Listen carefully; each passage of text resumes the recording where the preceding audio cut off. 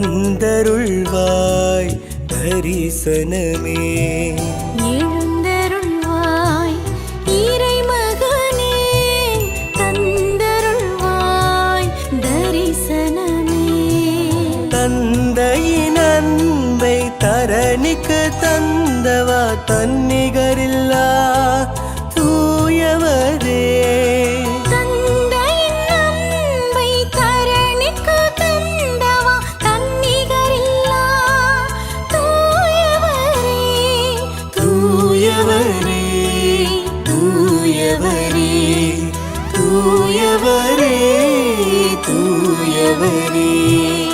எழுந்தருள்வாய் இறைமகனே, தந்தருள்வாய் தரிசனமே.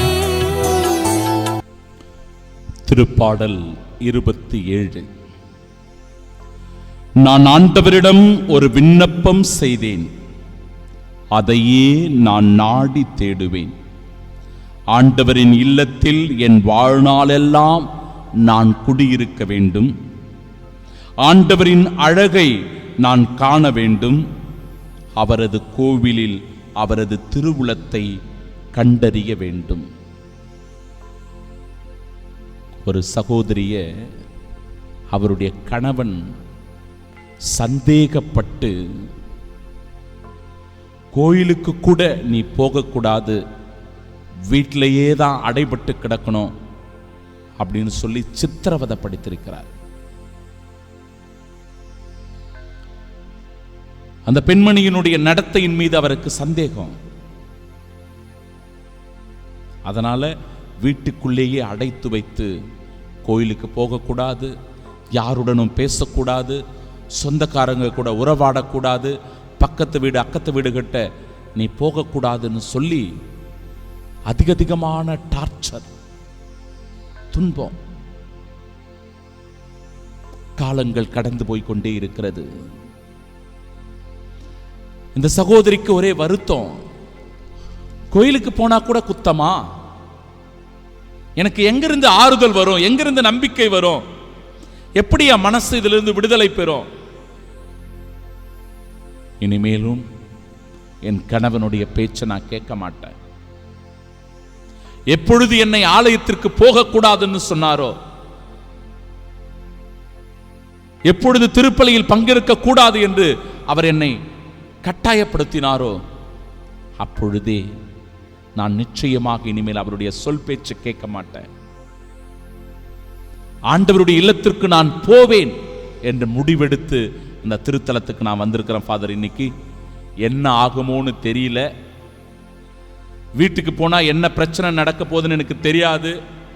எப்பேற்பட்ட சண்டை சச்சரவுகள் வரப்போகுதுன்னு தெரியல. எப்பேற்பட்ட குழப்பங்கள் வரப்போகுதுன்னு தெரியல. நான் வீட்டில் இருப்பனா அல்லது என்னை துரத்திடுவாரா என் வீட்டுக்காரு அப்படின்னு தெரியல. ஆனாலும் ஏதோ ஒரு முடிவெடுத்து நான் வீட்டை விட்டு வந்துட்டேன். நான் ஆண்டவரிடம் ஒரு விண்ணப்பம் செய்தேன், இறைவார்த்தை, அதையே நான் நாடி தேடுவேன்.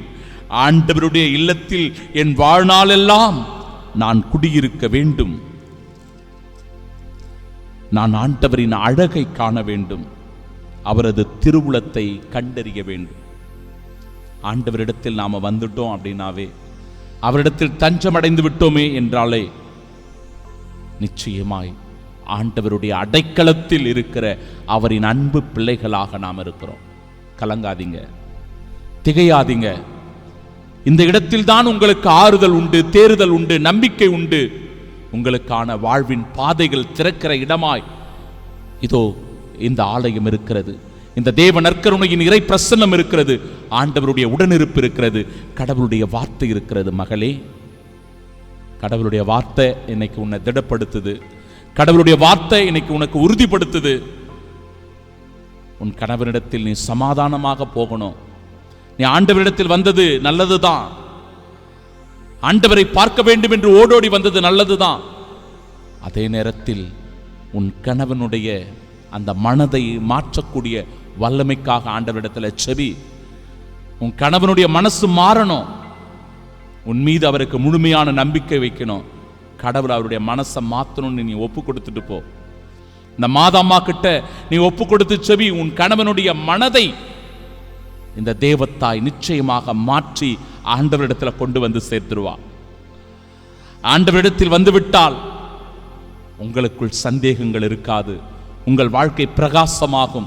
உங்கள் வாழ்க்கை அற்புதமான ஆசீர்வாதத்தை காணும் என்று சொல்லி நம்பிக்கை வார்த்தைகளை, ஆறுதல் வார்த்தைகளை சொல்லி அனுப்பி வைத்தேன்.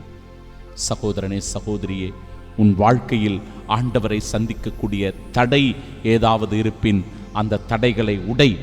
ஆண்டவர் உனக்கான வழியை தருவார். எல்லாம் வல்ல இறைவன், தந்தை, மகன், தூய ஆவியானவர் நம்மை ஆசீர்வதிப்பாராக. ஆமென். எழுந்தருள்வாய் இறை மகனே, தந்தருள்வாய் தரிசனமே. எழுந்தருள்வாய் இறை மகனே, தந்தருள்வாய் தரிசனமே. தந்தையின் அன்பை தரணிக்கு தந்தவா, தன்னிகரில்லா தூயவரே.